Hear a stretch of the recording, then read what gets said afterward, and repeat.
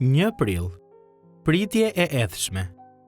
Edhe ne vet, duke pasur frytin e parë të frymës, edhe ne vet, pra, psherëtim në veten tonë, duke pritur me padurim birësimin, shpengimin e trupave tanë. Romakëve 8:23. Përvoja e krishterë është njëkohësisht e mrekullueshme dhe sfiduese. Ne kemi marrë falje. Jemi birësuar në familjen e Perëndisë. Gëzojmë një përbashkësi me njëri tjetrin që shkon më thellë se lidhjet natyrore. Ne zotërojmë një shpresë të sigurt të qiellit, e cila sjell një pritje të edhshme. Ne kemi frymën, vetë Perëndin, që banon brenda nesh. Megjithatë, nuk jemi larguar nga realitetet e jetës në këtë botë të rënë. Ne njohim përleshjen, njohim dhimbjen e zemrës, njohim zhgënjimin dhe rënkimin. Ndërsa jetojmë këtu mbi tokë, kemi një parashije të vogël të qiellit, por nuk jemi ende atje.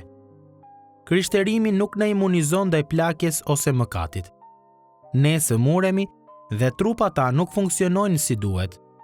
Vazhdojmë të luftojmë me mëkatin dhe përballemi me kundërshtime ndaj besimit tonë.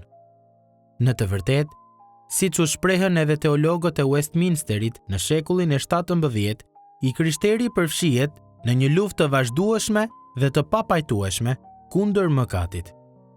Është e mundur të pleksemi në lloj-lloj problemesh frymërore dhe teologjike në betejën tonë të vazhdueshme me mëkatin. Ne mund të pyesim veten: pse vazhdoj ende të mos bindem?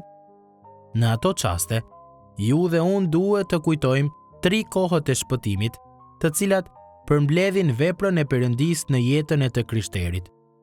Nëse jemi fshehur në Krishtin, atëherë jemi shpëtuar nga dënimi i mëkatit.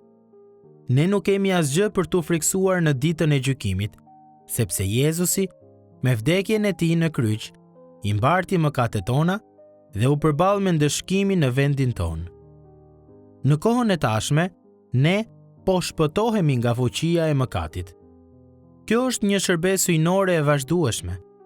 Askush prej nesh nuk do të jetë kurrë pa mëkat në këtë anë të qiellit. Mirë po Perëndia po punon brenda nesh, duke na aftësuar t'i themi jo asaj që është e gabuar dhe po asaj që është e drejtë. Dhe së fundi, do të vijë një ditë kur Krishti të kthehet, kur ne do të shpëtohemi nga vetë prania e mëkatit. Shpesh, ne kemi një parashije të qiellit, e cila na bën ta dëshirojmë atë që do të vijë. Ja pse Pali thot se ne psherëtim në veten tonë, duke pritur me padurim shpengimin e trupave tanë. Ne duhet të shohim me padurim drejt kthimit të Krishtit dhe ta presim atë edhshëm.